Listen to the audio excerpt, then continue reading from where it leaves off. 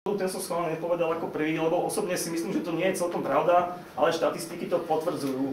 Ja si myslím, že naše firmy sú inovatívne, samozrejme za iných podmienok, najmä zase finančných, a je tam otázka štatistiky, ale myslím si, že naše firmy sú inovatívne.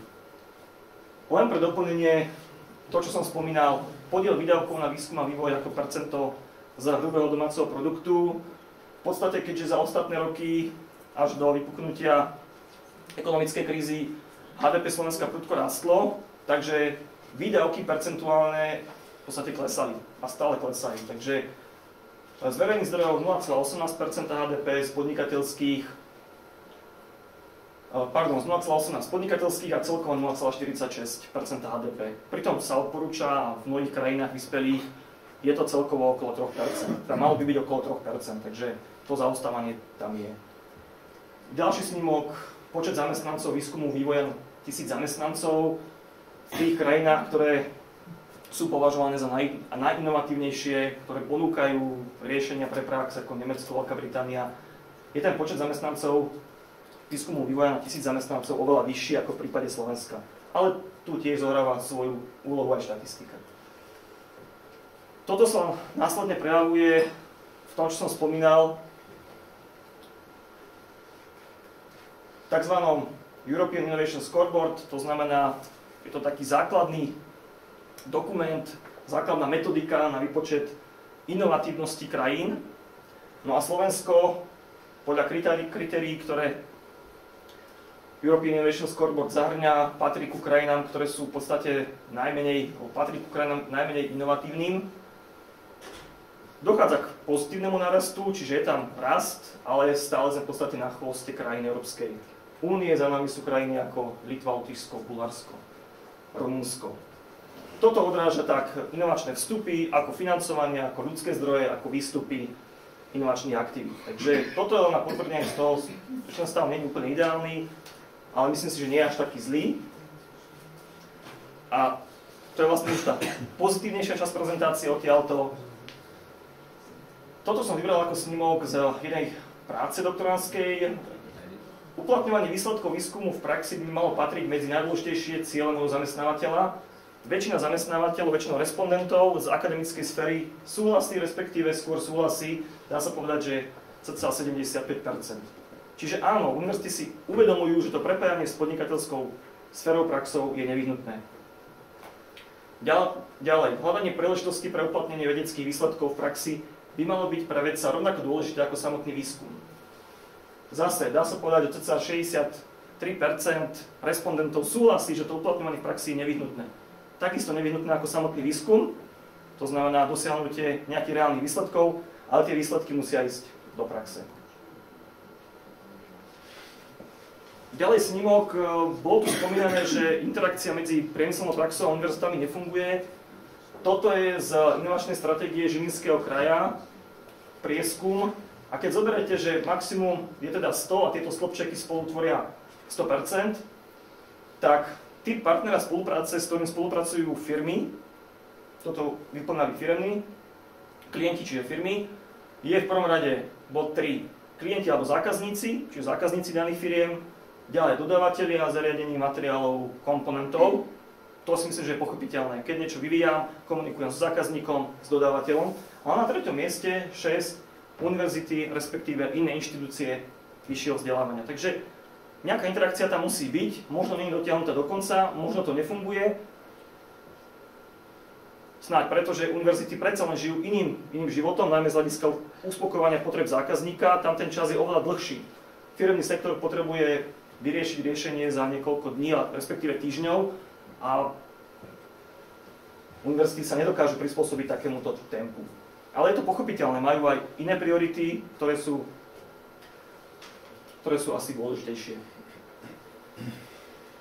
Z hľadiska toho, ako pristupovať teda k prepájaniu akademickej a podnikateľskej sféry, som tu ešte vybral snímok stupňov inovácií. A dá sa povedať, že inovácie vyvolávané technológiami, vyvolávané trhom, to je niečo, čo funguje štandardne v každom podnikateľskom prostredí. Toto je ale nevyhnutné, aby spolupracoval priemysel a univerzita. minimálne ísť na tú tretiu úroveň, na ten tretí stupeň, výskum a vývoj a trh spolupracuje, respektíve ďalej, integrovaný model, integrované týmy, respektíve až model systémovej integrácie a sieťovania. Čiže nikdy nebude fungovať spolupráca priemyslu a univerzít, ak tam nebude minimálne ten tretí úroveň, spolupráca, integrovaný vývoj, spoločné definovanie problémov, spoločné riešenie problémov a až isté sieťovanie.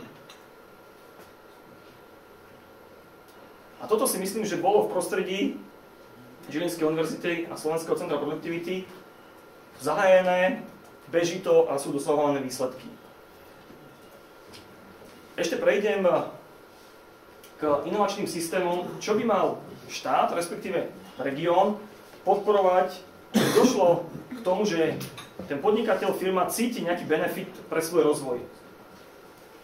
Ten inovačný systém, napríklad národný, by mal ponúkať služby na podporu podnikania, inovačnú infraštruktúru, finančnú podporu pre podnikateľov, vedomostnú základňu, spoluprácu, transfer poznatkov a technológií a vytváranie samotných podmienok pre inovačný rozvoj. Toto nejakým spôsobom na Slovensku aj funguje, možno nie až v takejto štruktúre, respektíve za tých obmedzených finančných podmienok. A tento systém, aj keď nie národný ani regionálny, ale dá sa povedať nejaký vlastný, my sa snažili rozvíjať a neskôr prezentujem to, čo sa nám podarilo dosiahnuť za posledných ostatných 13 rokov. My sme vychádzali z toho, že univerzity, teda v našom prípade Žilinská univerzita ako kľúčový regionálny hráč, kľúčová výskumno-vývojová inštitúcia v tomto kraji, aj na Slovensku, by mala sa otvoriť priemyslu, otvoriť praxi, a to formou špecializovaných výskumných, respektíve valorizačných ústavov, to znamená takých, ktoré už ponúkajú riešenia pre prax, no a potom na konci je ten zákazník, klient, priemysel.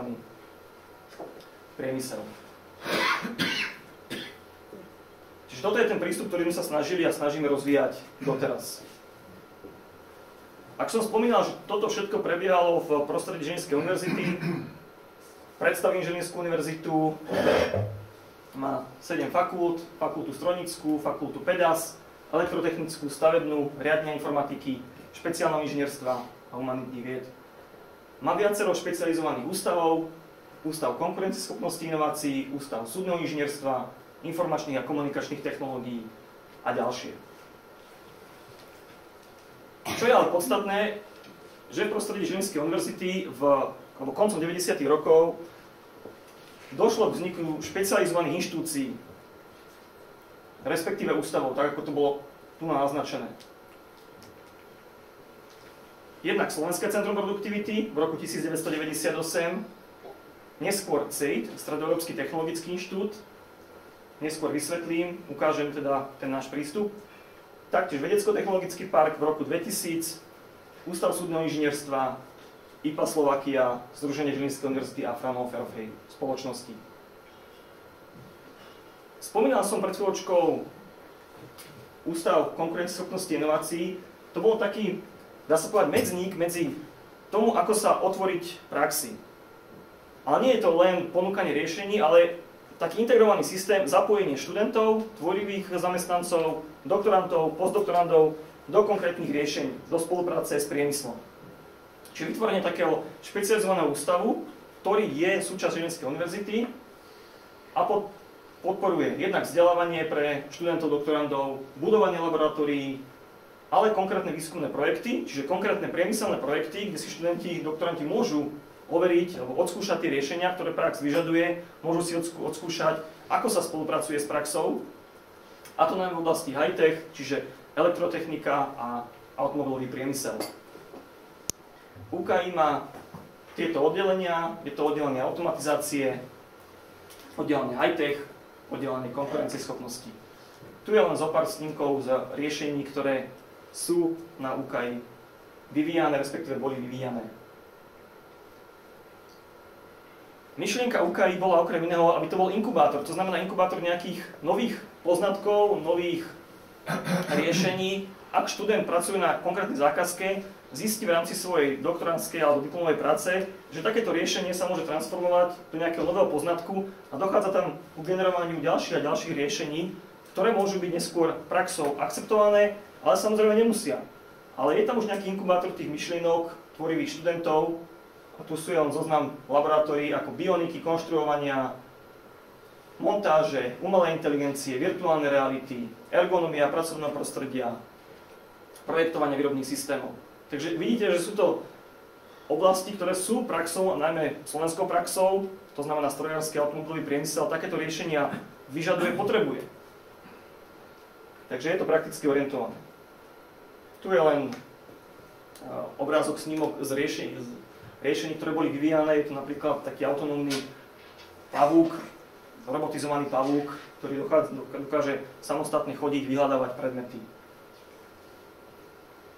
Prešiel by som k vývoju, ktorý bol časovo skôr, ale bol to medzník k tomu, ako sa otvoriť v spolupráci s praxou. Ako teda tá univerzita môže spolupracovať s praxou, a to bolo vznik Slovenského centra produktivity, ktoré zastupujem a pre ktoré pracujem.